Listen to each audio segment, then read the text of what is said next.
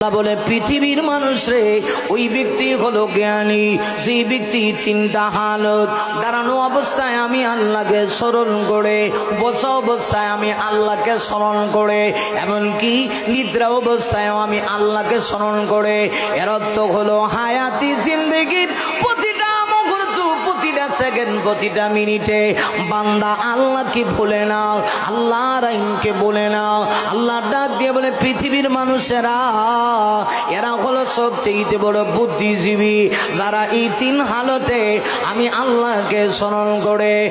না শুধু তাই না, আল্লাহ তারপরে বুদ্ধিজীবী আরেকটা পরিচয় দিয়া বলেন ওয়ায়াতাফাক্কারুনা ফি খালকিস সামাওয়াতি ওয়াল আরদ। আল্লাহ বলেন শুধুমাত্র আমার স্মরণ থাকে তার ভিতরে তা না, সে আমার সৃষ্টি জগৎ নিয়ে গবেষণা